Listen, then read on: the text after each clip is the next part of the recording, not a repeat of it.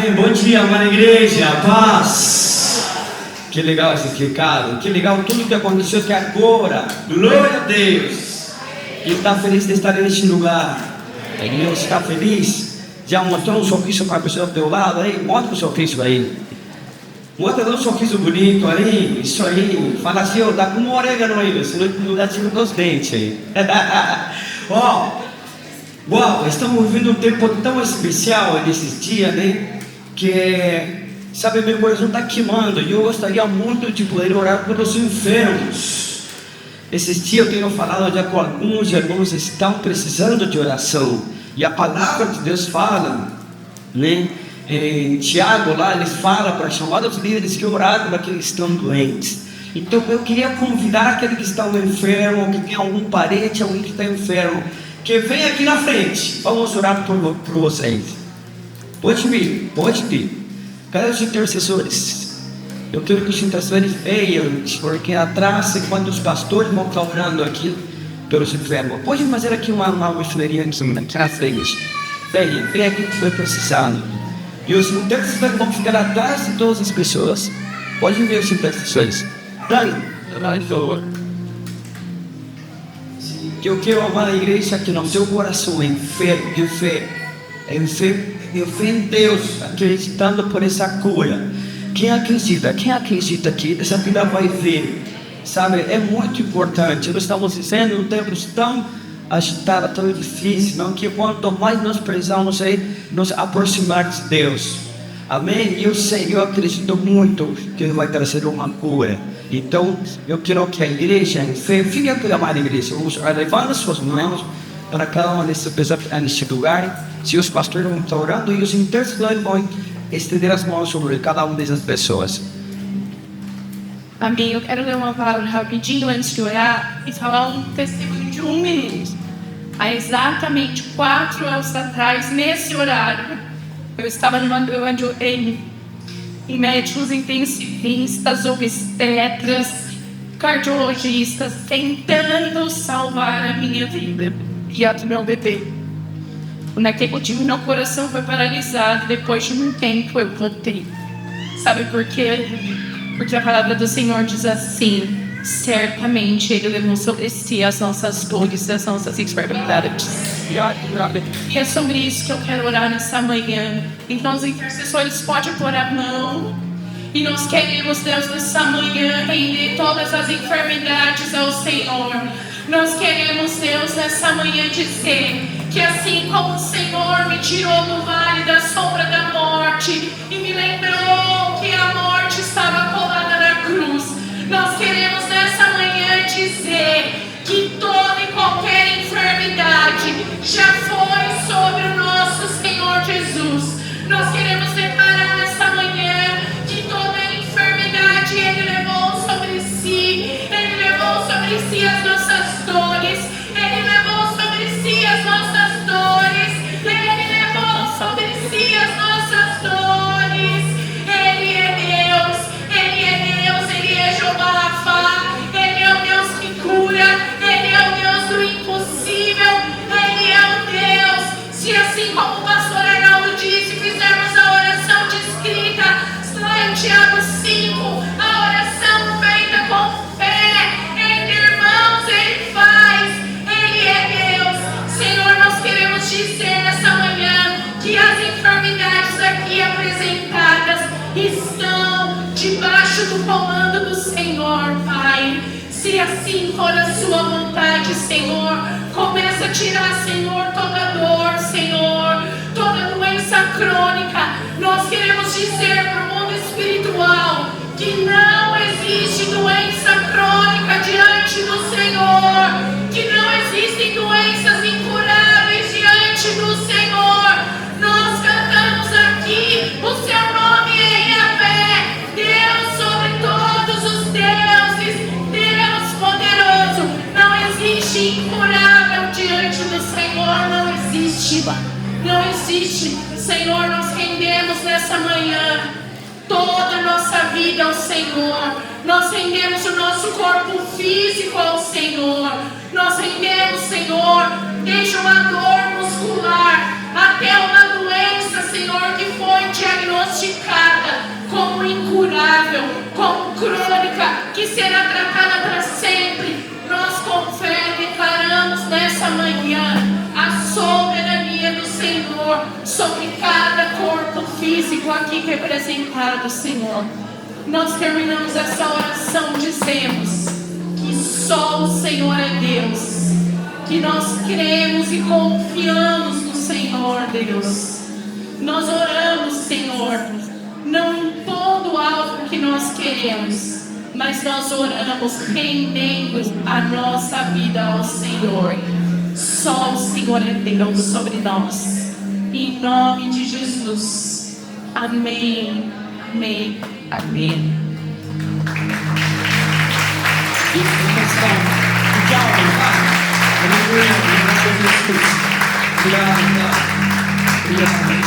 Deus na tua vida, para o teu fluir. Amém.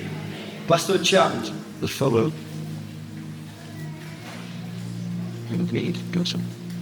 Amém. Pela vida do pastor Tiago, seu livreiro, que Deus continue usando a vida dele nesta ano. Manhã, estenda a sua mão na vida dele. Oh Deus, obrigado, Pai.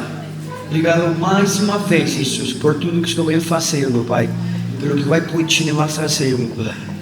Obrigado porque ainda não acabou, ainda temos mais para receber. Ainda temos mais para ser ministrados, Jesus. Em que essa tua palavra ainda venha ao nosso coração, Pai. Que nos atinja, Pai, lá no nosso interior, para onde nós precisamos, Jesus. Que um arrependimento, uma entrega e de nos humilhar na tua presença, Pai. Obrigado, Pai, porque o Senhor usa mais uma vez para compartilhar. Obrigado, Jesus. Amém e amém.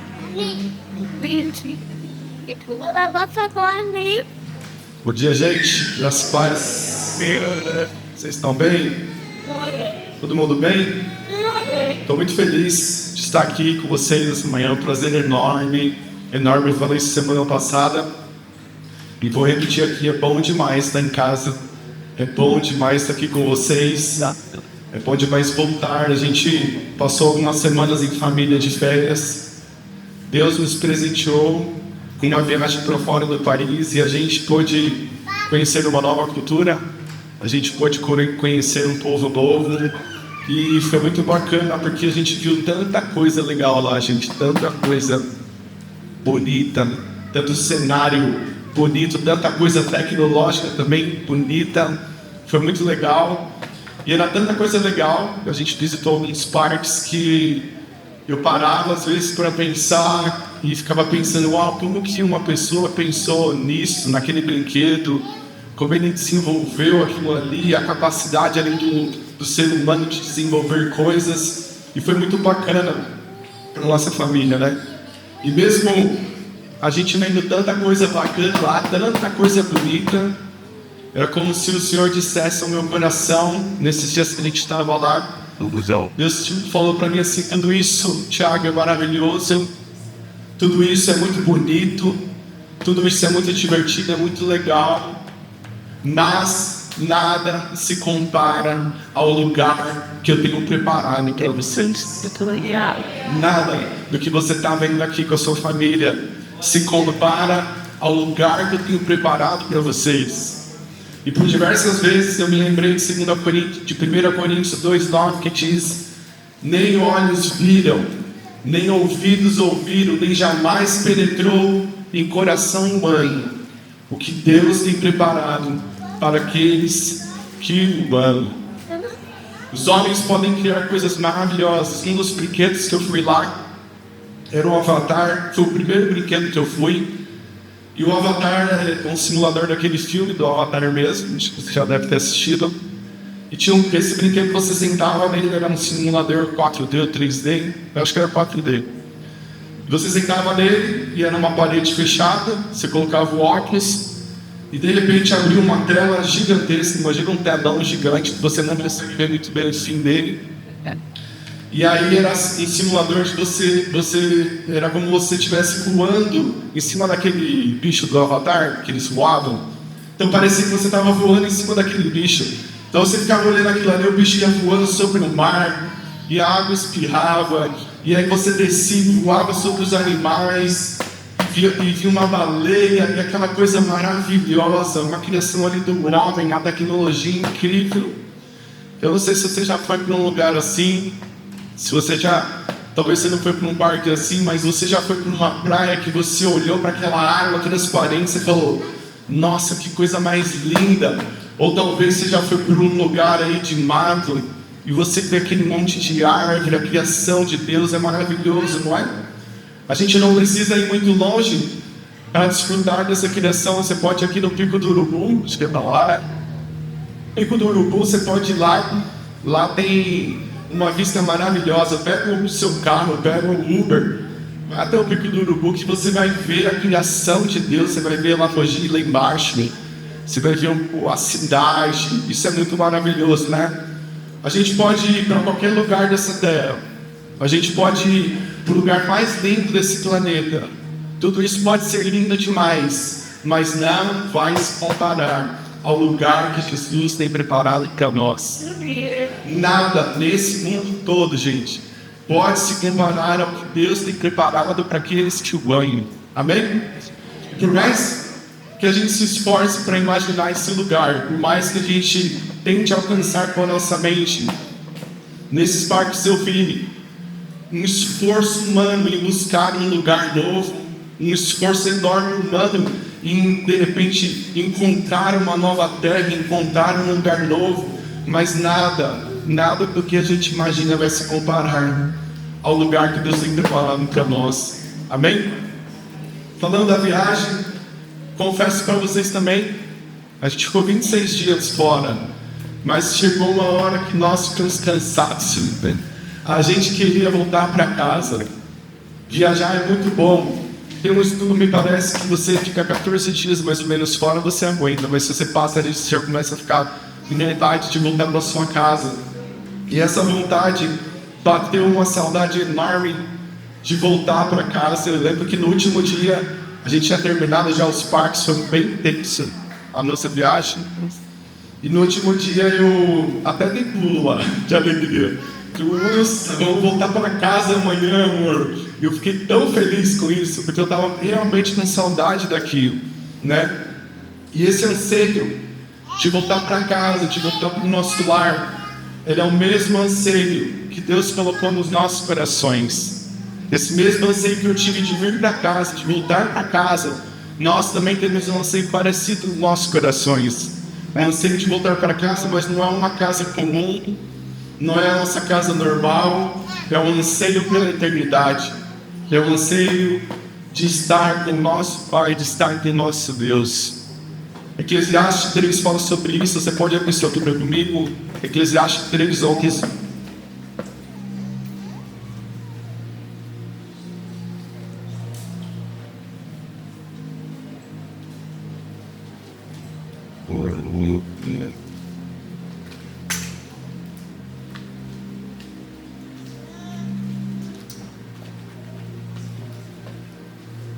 Esse anseio pela eternidade foi colocado pelo próprio Deus em nós. Eclesiastes 3:11. Ele fez tudo belo a seu tempo, também pôs a eternidade no coração do homem, sem que este consiga compreender a obra que Deus fez do começo ao fim. Foi Deus que plantou no coração de cada homem, não somente dos filhos, mas de toda a humanidade. Deus colocou no coração do homem o anseio, a eternidade. Ou seja, há um anseio em nossas orações pela eternidade colocado pelo próprio Deus. Isso é lindo, isso é maravilhoso. E é por isso que eu coloco, se eu posso pôr um tema nessa mensagem, eu coloco de anseio pelo incomparável. Sabe, gente, no início do ministério de Jesus, lá no Mar da Galileia, alguns discípulos de João Batista se aproximaram de Jesus e o questionaram, perguntando, Mateus 9,14, não precisa abrir, tá? Porque nós e os fariseus jejuamos, mas os teus discípulos não? E qual foi a resposta que Jesus deu para eles? Ele disse, podem os convidados do casamento chorar enquanto o noivo está com eles? Chegará o dia em que o noivo lhe será tirado, e então jejuarão. Quando Jesus ascendeu ao céu pastora Vanessa trouxe uma palavra um pouco sobre isso semana passada. Quando Jesus ascendeu ao céu e foi tirado dos seus discípulos, eles perderam aquele a quem amavam profundamente. O noivo foi tirado deles, e a resposta que Jesus tinha dado aos discípulos de João Batista não era mais uma ideia distante, não era mais uma ideia que ia acontecer no futuro. Aquilo já estava acontecendo, as palavras de Jesus já estavam se cumprindo, elas já estavam se tornando realidade. O tão desejado e esperado Cristo por eles, profetizado pelos profetas, já não estava mais ali. Agora só existia uma promessa, que aqueles homens de branco disseram, repito aqui, a pastora falou sobre isso semana passada: homens da Galileia, por que vocês estão olhando para o céu? Esse Jesus que dentre vocês foi levado para o céu, virá da mesma forma como vocês o viram ir para o céu. Gente, eu fico imaginando esses discípulos, depois de eles terem visto tantas coisas com Jesus, depois deles terem visto aquele céu se abrindo, Jesus subindo aos céus. Então, depois que o céu se fecha, talvez eles descendo daquele monte, talvez um pouco confusos. Puxa, o que está acontecendo? Como que vai ser isso? Talvez um pouco confuso no primeiro momento, mas o coração desses discípulos, eles desceram aquele monte aquecidos, queimando. Eles estavam aquecidos e ansiosos pelo dia em que viriam Jesus novamente. Eles tinham presenciado milagres, eles tinham presenciado tantas coisas. O céu se abriu, Jesus subiu, aqueles anjos falando. Olha quantas coisas eles presenciaram. E agora o coração deles estavam queimando, ansiosos por ver Jesus novamente, por abraçar Jesus novamente, por poder beijar Jesus novamente. Talvez aqueles discípulos, com o passar dos dias, olhavam para o céu e perguntavam: será que Jesus vem hoje? Será que os céus vão se abrir hoje? Seus corações ansiavam por algo que esse mundo não podia mais oferecer. A vida daqueles discípulos mudaram completamente. Seus corações ansiavam por aquele a quem amavam. Mas havia sido levado, Jesus havia se levado. Daquele ponto em diante, para aqueles discípulos, viver era Cristo e morrer era lucro. A vida deles fez sentido, um sentido diferente. Eram pescadores, eram homens comuns, mas algo mudou na vida daqueles discípulos. E o viver agora era Cristo e o morrer era lucro, porque se eles morressem, eles estariam com Jesus novamente. Se eles morressem, eles estariam com o Pai. E esses discípulos lançaram as suas vidas em direção a esse propósito, em direção a essa eternidade. Eles deram a vida por esse reino. De todos esses discípulos que viveram com Jesus, que ansiavam em vê-lo novamente, nessa manhã eu gostaria de compartilhar um pedaço de uma carta do apóstolo João com vocês. E essa carta é a carta de Apocalipse. Abra sua Bíblia comigo em Apocalipse.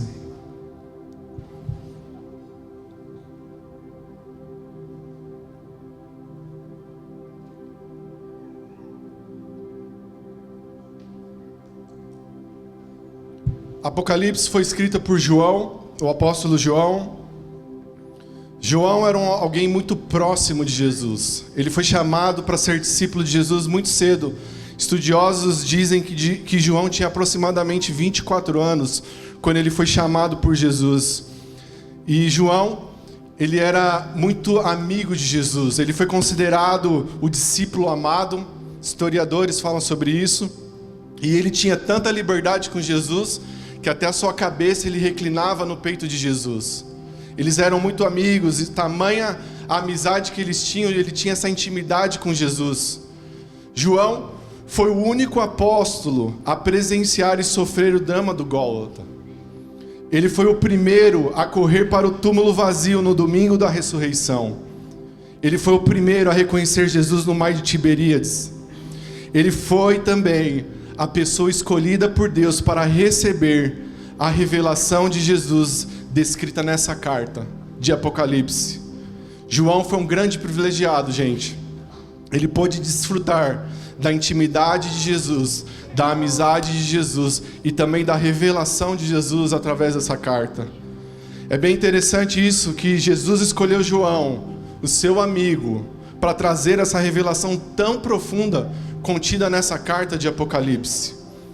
É a revelação, nessa carta nós encontramos a revelação do coração do Pai para o seu amigo João.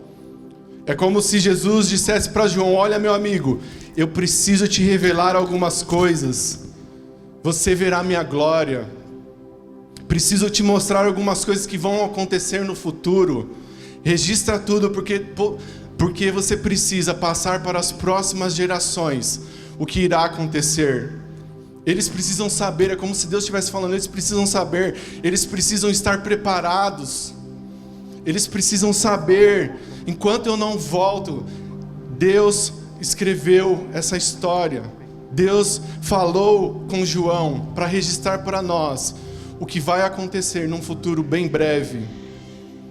Sabe, igreja, nós ansiamos por esse dia. Quem anseia por esse dia de verdade aqui? Amém. Olha, você falou fraquinho, não fala fraquinho não. Quem anseia por esse dia de verdade aqui? Amém. Nós desejamos por esse dia mais com qualquer coisa. Isso tem que ser o desejo dos nossos corações mais do que qualquer coisa nessa vida. Nosso desejo não pode ser que eu quero ser um milionário, eu quero conquistar meu primeiro milhão. Esse não pode ser o desejo do seu coração. Eu quero ser um famoso na internet. Eu quero me tornar alguém grande na minha empresa. Esse não pode ser o primeiro desejo do seu coração. O nosso desejo tem que ser esse, de buscar a eternidade, de buscar esse encontro com Jesus. Mas nessa jornada nós vamos ser desafiados. Nós seremos provados, nós seremos testados em muitas áreas das nossas vidas. E essa carta, ela revela esse plano final, o desenrolar da história, Apocalipse. Eu não sei se você sabe o significado de Apocalipse. Quantos aqui sabem? Alguém sabe o significado literal? Significa revelação. O termo Apocalipse significa revelação. E revelação do quê? Olha aí na sua Bíblia. Apocalipse já responde. No primeiro, Apocalipse 1:1. Revelação de quem? De Jesus Cristo. Revelação de Jesus Cristo que Deus lhe deu para mostrar aos seus servos as coisas que em breve devem acontecer. Ele enviou seu anjo para anunciar a seu servo João. O livro de Apocalipse, gente, também é conhecido como Revelação de Jesus, porque esse livro revela o coração de Jesus. Esse livro revela o seu poder e a sua liderança. Apocalipse revela a glória de Jesus e seu plano de transição da terra para a era vindoura. É isso que o livro de Apocalipse trata. Ele também descreve eventos escatológicos que acontecerão, e a igreja, ela está envolvida ativamente nesse plano de Deus. Todos nós aqui estamos envolvidos nessa história.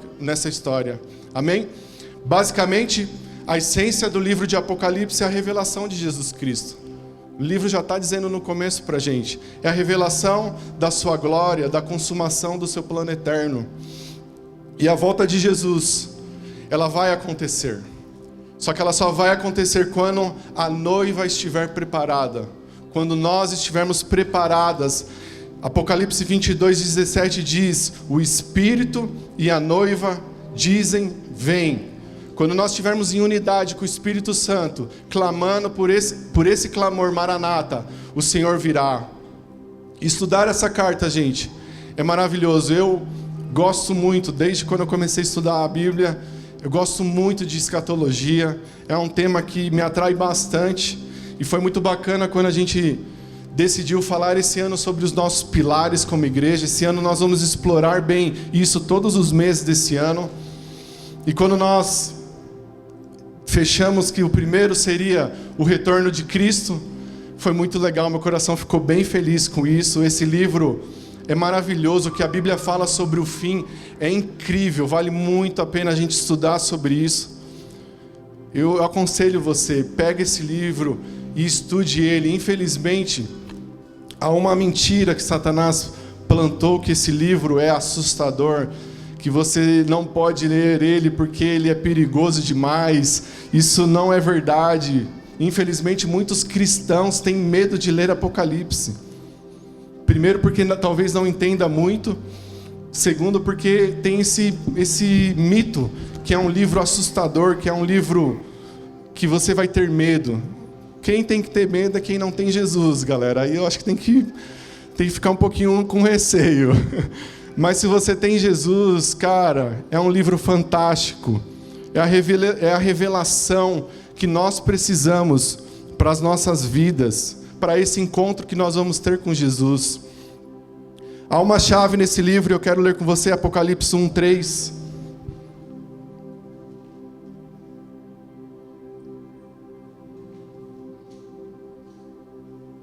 Antes de a gente entrar aqui onde eu quero chegar com vocês, há uma chave nesse livro que muitas vezes passa despercebida por nós.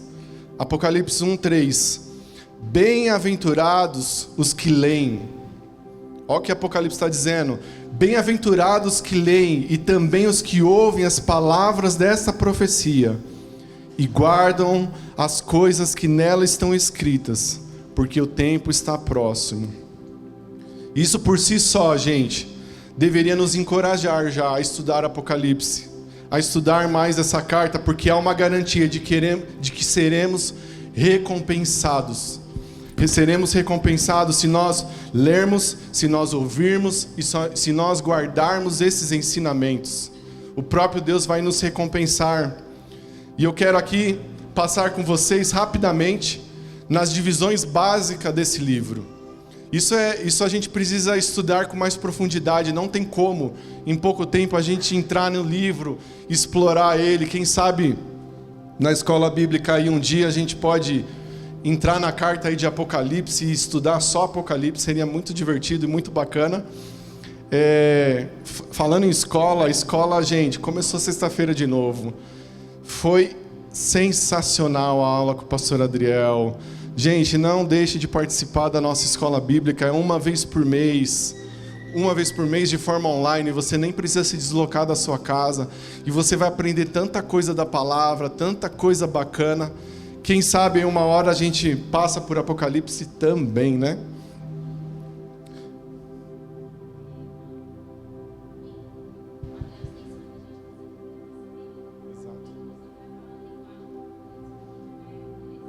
Nós começamos a estudar, a pastora Vanessa me lembrou aqui, interpretação bíblica, como a gente interpreta os textos, né? E é incrível, quando você começa a entender melhor a palavra, a sua mente abre, seu coração abre para o evangelho de uma forma diferente.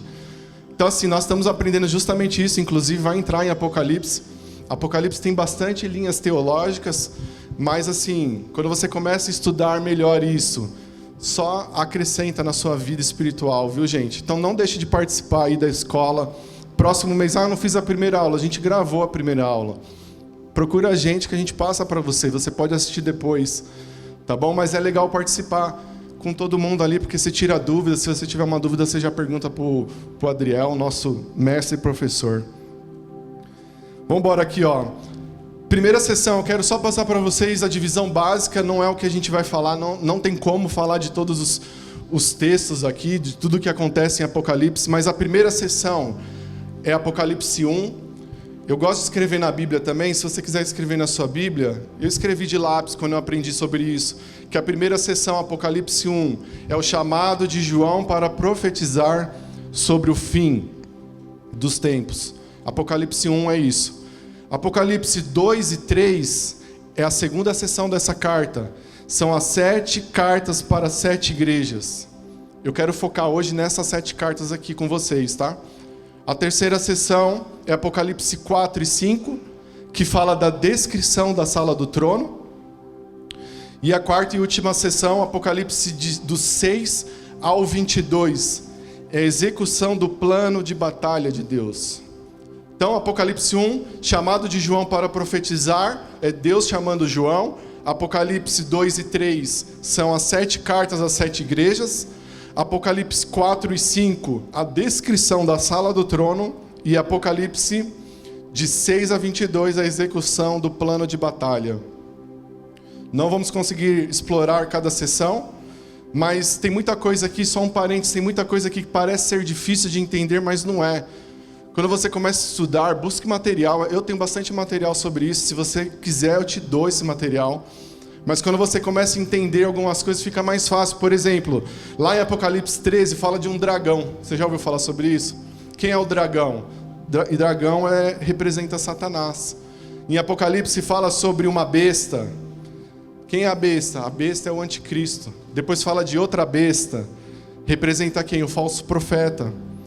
Fala de 7 cabeças, né? Tem uma hora que fala sobre 7 cabeças. O que significa 7 cabeças em Apocalipse? Representa os 7 impérios mundiais da história que perseguiram Israel. Egito, Assíria, Babilônia, Pérsia, Grécia, Roma, Império Romano restaurado. Tem 10 chifres lá. O que representa esses 10 chifres? Representam a futura confederação de 10 nações que simultaneamente reunirão debaixo da autoridade do anticristo. Então tudo que está aqui naquele livro, de forma figurada, existe uma resposta para isso. E você consegue estudar. Quando você dedica tempo para isso, você começa a entender melhor. Já não fica tão difícil, não fica tão assustador, não é?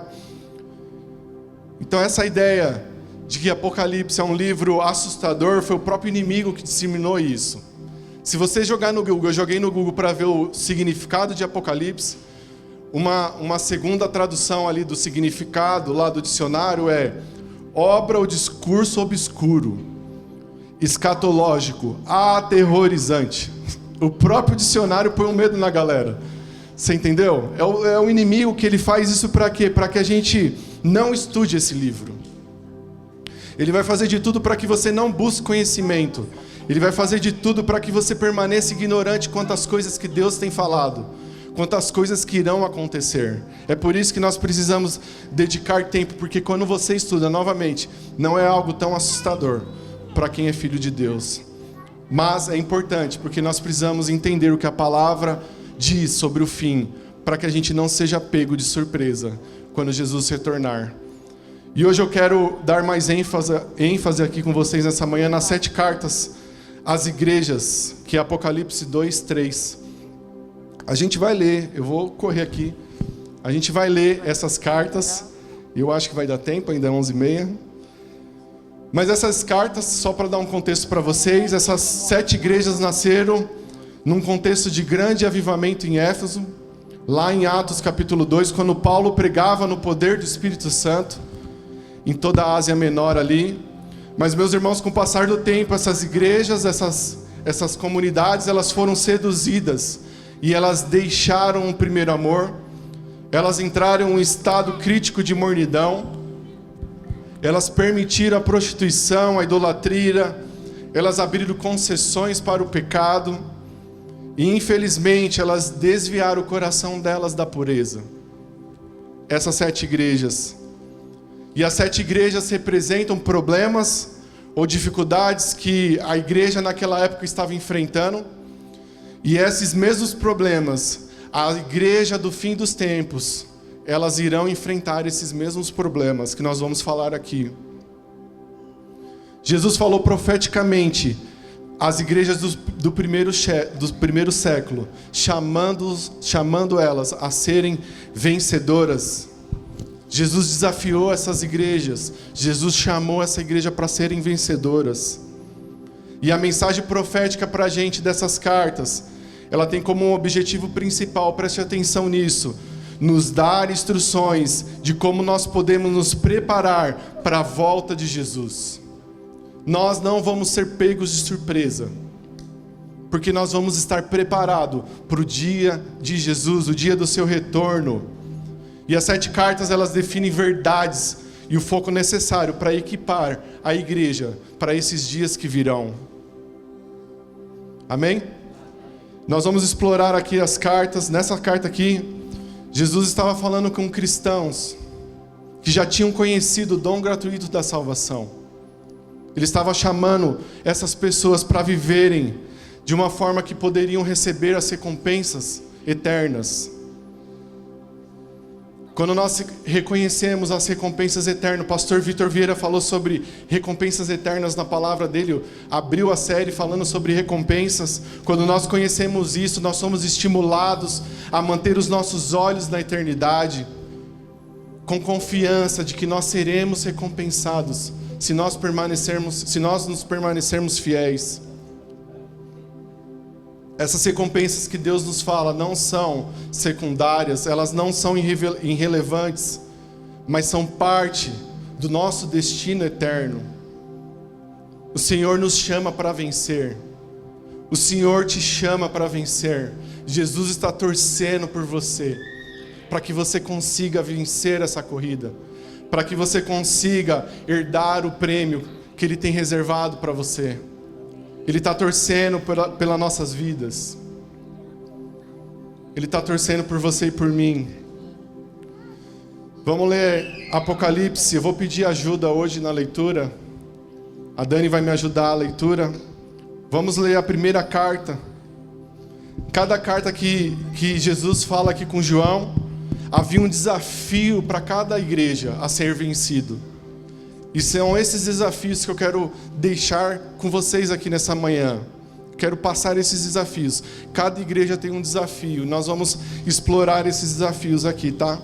Primeira carta, Apocalipse 2, do 1 ao 7. A carta à igreja em Éfeso. Lê pra gente, Dani, por favor.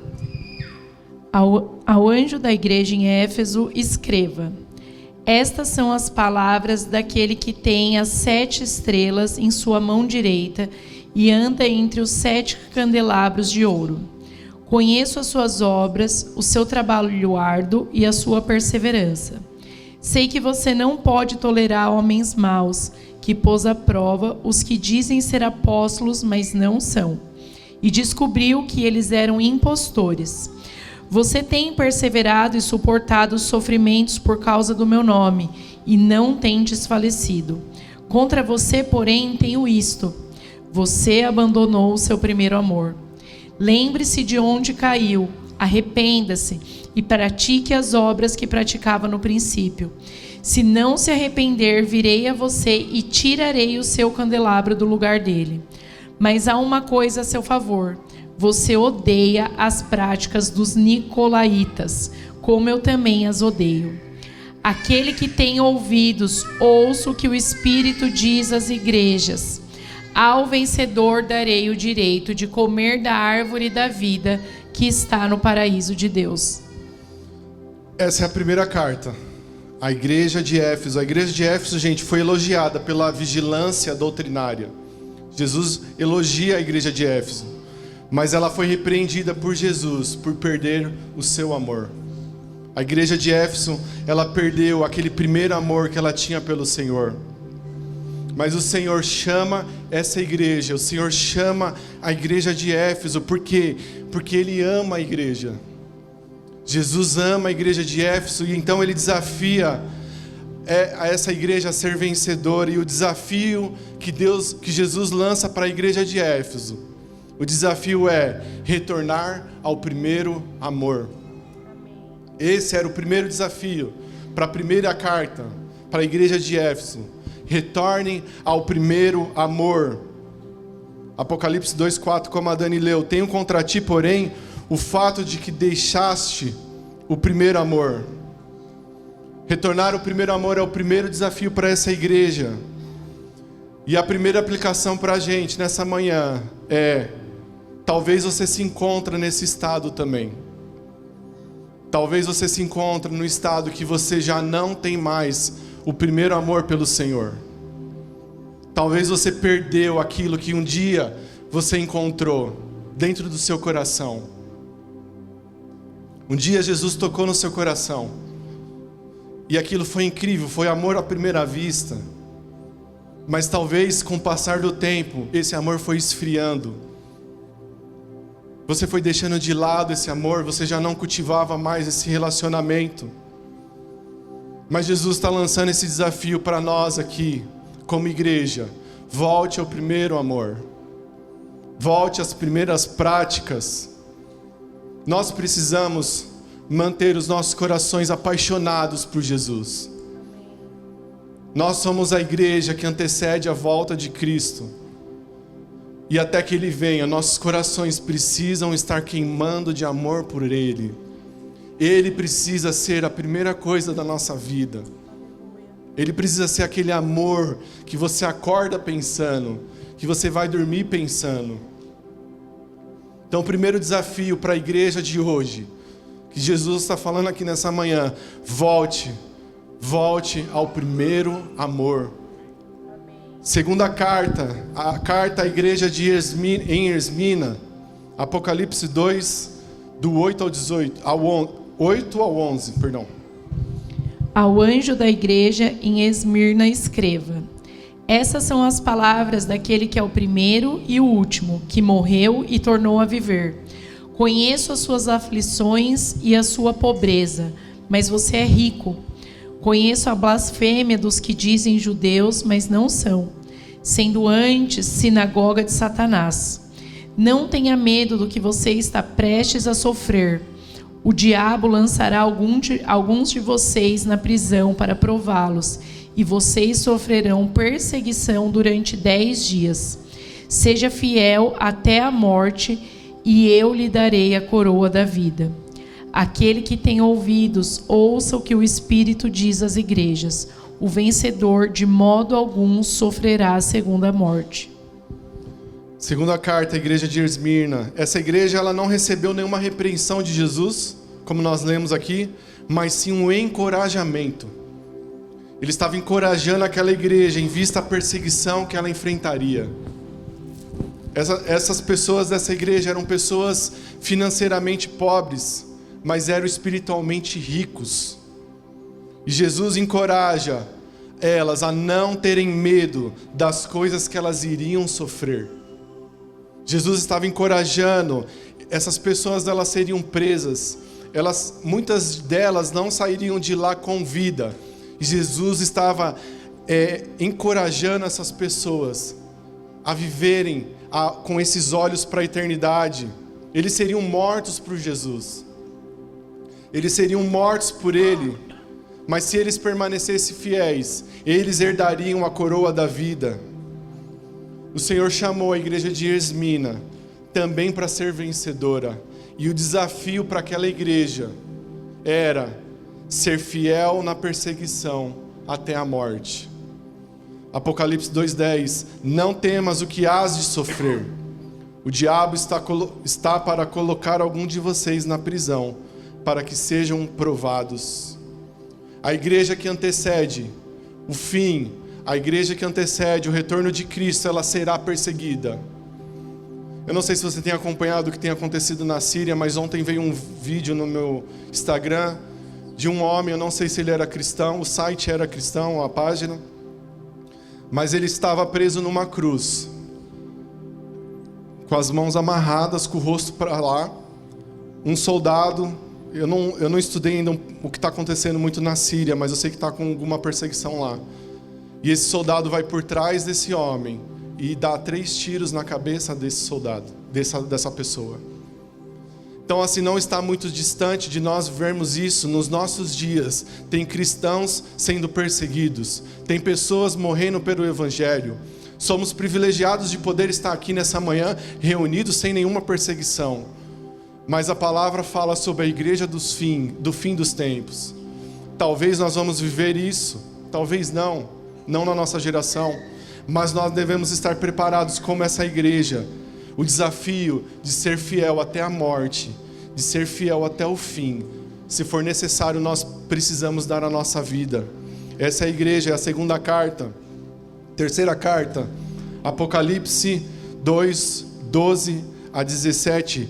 Carta à igreja em Pérgamo. Apocalipse 2, 12 a 17. Ao anjo da igreja em Pérgamo escreva: essas são as palavras daquele que tem a espada afiada de 2 gumes.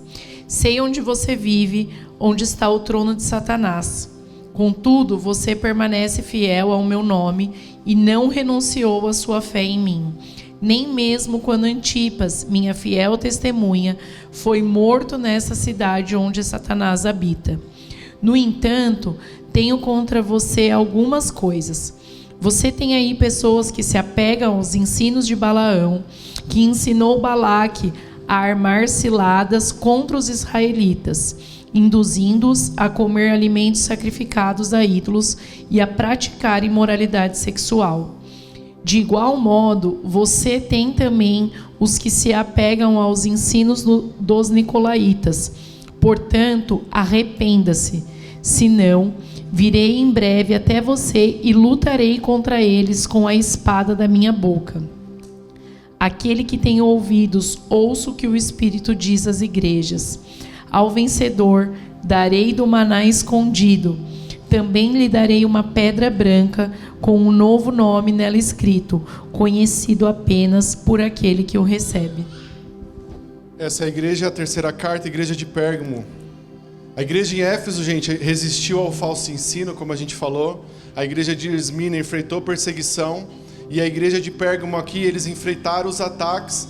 Ela até suportou a perseguição, mas elas fecharam os olhos para o perigoso engano. Eles fracassaram em disciplinar os falsos mestres. Eles, inclusive, hospedavam templos dedicados a Satanás. Mas o Senhor também ama a igreja de Pérgamo e Ele chama essa igreja para ser vencedora. E o desafio que Ele dá para essa igreja é de resistir à imoralidade e à idolatria pelo resto da vida deles. Se você olhar bem para a igreja dos nossos dias de hoje, nós também seremos desafiados a resistir os falsos ensinos. Infelizmente, tem muita coisa ruim sendo disseminada nos nossos dias. Muita coisa que não é o verdadeiro evangelho, enganando as pessoas. Então a igreja do fim vai ter que ser forte e resistir à imoralidade. A igreja do fim, ela deve resistir à idolatria às pessoas. Muitas vezes a igreja idolatra pastores, colocam pessoas num pedestal mais alto que Jesus. O desafio para nós é resistir a essa idolatria, de seguir às vezes cegamente as pessoas mais do que o próprio Cristo. Esse vai ser um desafio para a igreja do fim do tempo.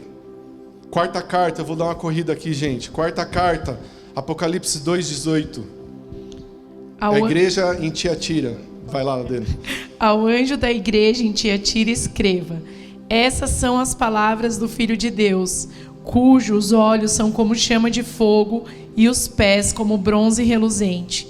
Conheço as suas obras, o seu amor, a sua fé, o seu serviço e a sua perseverança, e sei que você está fazendo mais agora do que no princípio. No entanto, contra você tenho isto: você tolera Jezabel, aquela mulher que se diz profetiza. Com os seus ensinos, ela induz os meus servos à imoralidade sexual e a comerem alimentos sacrificados a ídolos. Dei-lhe tempo para que se arrependesse de sua imoralidade sexual, mas ela não quer se arrepender. Por isso, vou fazê-la adoecer e trarei grande sofrimento aos que cometerem adultério com ela, a não ser que se arrependam das obras que ela pratica. Matarei os filhos dessa mulher. Então todas as igrejas saberão que eu sou aquele que sonda mentes e corações, e retribuirei a cada um de vocês de acordo com as suas obras. Aos demais que estão em Tiatira, a vocês que não seguem a doutrina dela e não aprenderam, como eles dizem, os profundos segredos de Satanás, digo: não porei outra carga sobre vocês. Tão somente apeguem-se com firmeza ao que vocês têm, até que eu venha. Aquele que vencer e fizer a minha vontade até o fim, darei autoridade sobre as nações. Ele as governará com cetro de ferro e a despedaçará com um vaso de barro. Eu lhe darei a mesma autoridade que recebi de meu Pai. Também lhe darei a estrela da manhã. Aquele que tem ouvidos, ouça o que o Espírito diz às igrejas. Essa é a quarta carta. A carta à igreja em Tiatira. Nós vemos aqui pontos fortes dessa igreja, diferente da igreja de Éfeso. Essa igreja era forte no amor. Ela era forte, fica evidente aqui pelas obras que ela realizava, mas ela carece de discernimento e ela tolerava a heresia. Ela era seduzida pelo prazer e pela luxúria. Mas o Senhor também chama a igreja de Tiatira para ser vencedora, e o desafio dessa igreja era resistir à imoralidade e à idolatria pelo resto da vida delas. Bem parecido com a igreja de Pérgamo, não é? Então essa igreja, eles tinham esse desafio de resistir à idolatria, de resistir à imoralidade sexual. Segundo a quinta carta, igreja de Sardes, Apocalipse 3, do 1 ao 6. Ao anjo da igreja em Sardes escreva: essas são as palavras daquele que tem os 7 Espíritos de Deus e as 7 estrelas. Conheço as suas obras. Você tem fama de estar vivo, mas está morto. Esteja atento, fortaleça o que resta e o que estava para morrer, pois não achei suas obras perfeitas aos olhos do meu Deus. Lembre-se, portanto, do que você recebeu e ouviu. Obedeça e arrependa-se. Mas se você não estiver atento, virei como um ladrão e você não saberá a que hora virei contra você. No entanto, você tem aí em Sardes uns poucos que não contaminaram as suas vestes. Eles andarão comigo, vestidos de branco, pois são dignos. O vencedor será igualmente vestido de branco. Jamais apagarei o seu nome do livro da vida, mas o reconhecerei diante do meu Pai e dos seus anjos. Aquele que tem ouvidos, ouça o que diz o Espírito às igrejas. Essa igreja, gente, como nós lemos, ela estava adormecida. Ela tinha apenas fama, uma aparência de estar viva, mas ela não estava. Ela estava à beira da morte, ela estava em um coma espiritual. Cuidado com as aparências enganam. Ditado é esse, né? Ela tinha apenas fama de estar viva, mas essa igreja ela estava morta espiritualmente. E Jesus ama também a igreja de Sardes, e ele chama essa igreja para ser vencedora também. E ele desafia essa igreja, o desafio para essa igreja era ser vigilante, desenvolver uma vida de oração e agarrar-se às coisas que Deus lhe confiou desde o começo. Esse era o desafio para aquela igreja. Sexta carta, a carta da igreja em Filadélfia, Apocalipse 3, 7, 13. Pode ler, Dani, por favor. Ao anjo da igreja em Filadélfia escreva: essas são as palavras daquele que é santo e verdadeiro, que tem a chave de Davi, aquele que abre e ninguém fecha, que fecha e ninguém abre. Conheço as suas obras. Eis que coloquei diante de você uma porta aberta que ninguém pode fechar. Sei que você tem pouca força, mas guardou a minha palavra e não negou o meu nome. Veja o que farei com aqueles que são sinagoga de Satanás e que se dizem judeus e não são, mas são mentirosos. Farei que se prostrem aos seus pés e reconheçam que eu o amei. Visto que você guardou a minha palavra de exortação à perseverança, eu também o guardarei da hora da provação que está para vir sobre todo o mundo, para pôr à prova os que habitam na terra. Venho em breve. Retenha o que você tem para que ninguém tome a sua coroa. Farei do vencedor uma coluna no santuário do meu Deus, e dali ele jamais sairá. Escreverei nele o nome do meu Deus e o nome da cidade do meu Deus, a Nova Jerusalém, que desce dos céus da parte de Deus, e também escreverei nele o meu novo nome. Aquele que tem ouvidos, ouça o que o Espírito diz às igrejas. Amém. Sexta carta foi a carta para a igreja de Filadélfia. Os cristãos lá da igreja de Esmina eram financeiramente pobres, mas espiritualmente ricos, e da mesma forma essa igreja, os cristãos da Filadélfia, eram cristãos fracos, eram cristãos pobres, mas eles guardavam a palavra de Jesus com perseverança. Essa era uma igreja perseverante e ela tinha um desafio. Jesus amava essa igreja também. E Jesus lança o desafio para ela de perseverar em maturidade de obediência até o final de suas vidas. essa igreja deveria perseverar em maturidade de obediência. Perseverar era uma característica dessa igreja. Nós também precisamos perseverar na nossa jornada cristã. Amém? 7ª e última carta, a carta à igreja de Laodiceia. Ao anjo da igreja em Laodiceia escreva: essas são as palavras do Amém, a testemunha fiel e verdadeira, o soberano da criação de Deus. Conheço as suas obras, sei que você não é frio nem quente. Melhor seria que você fosse frio ou quente. Assim, porque você é morno, não é frio nem quente.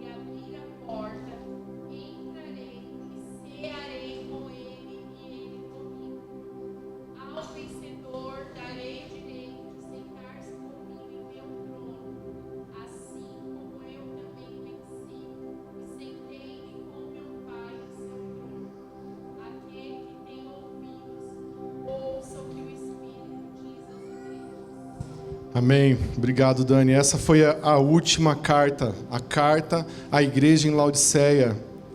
E nessa última carta, Jesus não tem nada para elogiar essa igreja. Muito pelo contrário, ele via essa igreja em uma morna e repugnante indiferença. Era uma igreja indiferente, era uma igreja morna, não era nem quente nem fria, era morna. E a mornidão, meus irmãos, é muito perigoso. É muito perigoso quando você está morno, porque se você não alimentar esse fogo, se você não colocar mais lenha, é muito mais rápido e você tem muito mais chance de se tornar frio do que quente. Então Jesus está falando aqui dessa igreja, que era uma igreja morna. Ou seja, nós como igreja, a igreja que antecede a volta de Cristo, nós não podemos ser uma igreja nem morna, nem fria. Nós devemos ser uma igreja quente, uma igreja que tem o coração aquecido pelo Senhor. Não tem meio termo. Ou você é quente, ou você é frio. Deus está nos chamando como igreja para sermos crentes quentes, fervorosos, apaixonados pela sua palavra, com os corações queimando por Ele.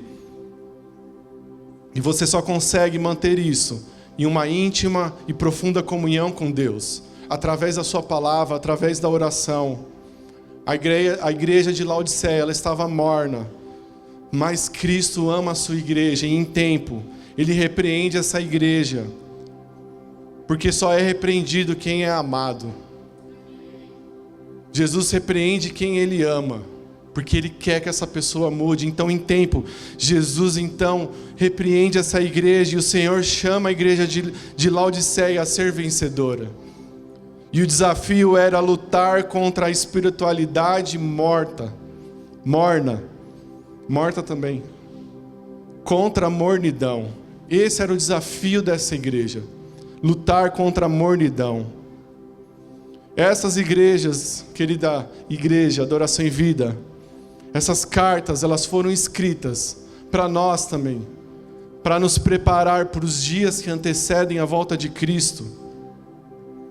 Enquanto nós estamos aguardando por Ele, enquanto nossos corações estão ansiosos por Ele, enquanto nós aguardamos o tão esperado retorno de Cristo, nós precisamos estar vigilantes, nós precisamos estar alertas, porque senão nós vamos cair no mesmo erro dessas igrejas.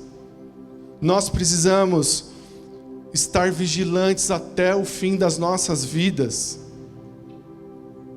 Nós seremos desafiados por Deus nesses dias a retornar ao primeiro amor. Nós seremos desafiados a sermos fiéis nos dias que virão de perseguição. E muitos desses dias, muitos de nós talvez, ou dos nossos filhos, ou dos nossos netos, serão provados até a morte. Nós seremos desafiados a resistir à imoralidade e à idolatria pelo resto das nossas vidas. Nós seremos desafiados a nos mantermos vigilantes, fortalecendo a nossa vida de oração, fortalecendo a nossa comunhão com Deus, agarrando aquilo que Deus prometeu desde o início para nós. E nós precisamos também perseverar em maturidade de obediência. E por último, nós precisamos lutar com toda a força que nós temos contra a mornidão espiritual. Esses são os desafios para nós como igreja, que eu quero que a gente saia com o coração pensando nisso nessa manhã. Voltar ao primeiro amor, prestar atenção nas heresias, naquilo que está te seduzindo, e principalmente lutar contra a mornidão espiritual, igreja. Isso é muito sério. O nosso inimigo vai tentar de todas as formas te manter morno, porque para ele o morno está bom. Mas o Senhor quer aquecer nos nossos corações nesses dias. O Senhor quer nos aquecer, porque nós vamos ser uma igreja viva, que vai estar preparada para quando a trombeta tocar, quando os céus se abrirem novamente, como aqueles anjos falaram, do mesmo modo que Jesus subiu, do mesmo modo Jesus vai voltar, e todo olho verá. Mas onde nós vamos estar do lado dessa história? Nós vamos estar com Cristo, ou nós vamos estar do lado daqueles que estão lamentando, porque não deram ouvido à palavra, não deram ouvidos às advertências que Deus tem falado? Deus é um Deus amoroso, Ele é um Deus paciente, Ele nunca vai forçar a gente para nada. Ele nunca vai forçar você a buscar Ele, nunca. Esse é um desafio diário para as nossas vidas, manter-nos aquecidos até o dia do Senhor. Amém? Se coloque em pé, por favor. Queria que você fechasse seus olhos. Talvez você se identificou com algum desses pontos que nós falamos. Talvez você tenha perdido o primeiro amor, o amor de quando você conheceu a Cristo. Talvez seu coração não queima mais por Ele. Feche seus olhos, por favor. Talvez seu coração não queima mais por Ele. Talvez você se encontre nesse estado de mornidão. Talvez você esteja mais frio do que quente. Mas o Senhor te chama nessa manhã. O Senhor está chamando a tua atenção. Em tempo. Em tempo. E eu quero que você comece a orar no seu coração. Enquanto nós cantamos uma canção aqui, nós vamos orar para o Senhor. Se você se encontra aquecido, vivo, continue pedindo mais por Ele. Mas se você se encontra no outro estado, peça para o Senhor misericórdia e clame por um novo despertar da presença do Senhor no seu coração, da presença do Senhor na sua vida, na sua família. Ore ao Senhor em nome de Jesus. Começa a declarar isso com força. Declare essas verdades no seu coração. Ah, Deus, nós ansiamos pelo Senhor. Nós ansiamos por Ti, Jesus. Nós te amamos, Senhor. Ah, Maranata. Ah, Maranata. Ah, Maranata, vem, Senhor. Encontre uma igreja aqui preparada. Encontre uma igreja preparada. Em nome de Jesus. Nós oramos nessa manhã, nós clamamos nessa manhã. Repreendemos em nome de Jesus toda mornidão espiritual, todos os corações cansados, todos os corações que se perderam, em nome de Jesus, que eles possam se conectar nessa manhã, em nome de Jesus Cristo. Volte ao primeiro amor, volte às práticas dos primeiros dias, volte ao primeiro amor. O Senhor está te convidando, o Senhor está te chamando em tempo, volte, mantenham-se aquecidos, mantenham-se fiéis à minha palavra, mantenham-se fiéis ao que eu disse, porque eu vou voltar, mantenham-se aquecidos até o fim, em nome de Jesus. Senhor, nós oramos e clamamos por uma igreja que queima de amor pelo Senhor. Esse é o nosso desejo como igreja, Senhor. Se nós perdemos isso como igreja em algum momento, que nós possamos restaurar esse amor, essa paixão, Senhor. Nos ajude a viver isso. Nos ajude, Senhor, a ser essa igreja. Nós queremos ser essa igreja que te ama, que te deseja. Mais do que qualquer coisa, Senhor, nós desejamos isso. Deus, nos ajuda, Pai. Perdoa-nos, Senhor, por todas as vezes que nós amamos mais os prazeres da carne, por todas as vezes que nós amamos mais o dinheiro, todas as vezes que nós trocamos o amor de estar com o Senhor em intimidade, Senhor, por uma televisão. Nos perdoa, Senhor. Que nesses dias, ó Pai, o Senhor possa nos encontrar com o coração aquecidos, cheios de paixão, cheios de ansiedade por esse encontro. Em nome de Jesus, ó Pai, eu clamo por uma nova temporada na nossa igreja, uma temporada de avivamento. Em nome de Jesus, avivamento, amor pela sua palavra, amor pelo lugar de oração. Em nome de Jesus, eu profetizo isso sobre a nossa igreja, eu profetizo isso sobre a nossa casa, sobre a minha família, sobre cada lar, sobre cada família, Senhor. Em nome de Jesus, um novo tempo, uma temporada de paixão e amor pela sua presença, mais do que qualquer coisa, mais do que qualquer coisa, mais que o ouro e a prata. Em nome de Jesus, se você deseja isso, levante suas mãos e cante: Maranata, Maranata. Cante isso, igreja. Nós te desejamos, Maranata. Maranata, ora vem, Maranata.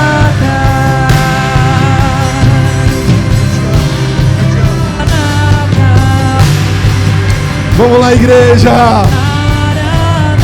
O Senhor está fazendo algo novo aqui. Cante isso, vamos lá. Com todo o seu coração. Eu te quero mais que tudo, mais que o mundo. Volta pra mim, Volta pra mim, com mais força. volta pra Eis que venho sem demora, Maranata, eis que venho sem demora. Guarda o que tens, para que ninguém tome a sua coroa. Eis que venho sem demora, guarde o que tens, para que ninguém tome a sua coroa. A quem vencer, eu farei coluna no templo do meu Deus, e dele nunca sairá. Escreverei sobre ele o nome do meu Deus e o nome da cidade do meu Deus, a Nova Jerusalém, que desce do céu, do meu Deus, e também o meu novo nome. Quem tem ouvidos, ouça o que o Espírito diz às igrejas. Deus, nós que te agradecemos por essa manhã. Nós te agradecemos pela tua palavra que em tempo nos alerta. Nós não seremos pegos de surpresa. Nós seremos uma igreja que vai estar queimando com seus corações, uma igreja apaixonada pelo Senhor. Ajuda-nos nesses dias a entender isso, que essa semente que foi lançada possa germinar nos nossos corações. Em nome de Jesus, Senhor. Vai de encontro, Espírito Santo, àqueles que estão mornos. Vai de encontro, Santo Espírito, àqueles que perderam o primeiro amor. Em nome de Jesus, nós te agradecemos. Maranata, Maranata, vem Jesus. Te aplaudimos, Santo Deus. Te aplaudimos, Jesus.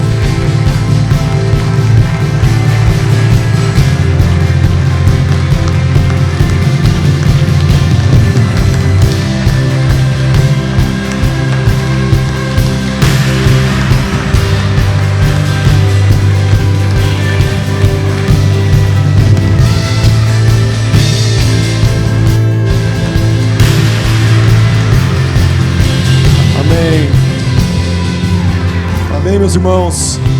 Que o Senhor te abençoe nessa semana. Que o Senhor te guarde. Não deixe essa semente fugir do seu coração, porque você vai ser tentado a esquecer disso. As seduções do mundo, da televisão, das séries vão tentar roubar os seus dias. Mas se mantenha firme, se mantenha perseverante, porque o nosso Rei, o justo juiz, ele virá. Em breve ele vai retornar para uma igreja preparada, para uma igreja pronta. Amém? Dê um abraço na pessoa que está próxima a você. Deseja a ela um feliz domingo, um bom domingo. Deus abençoe.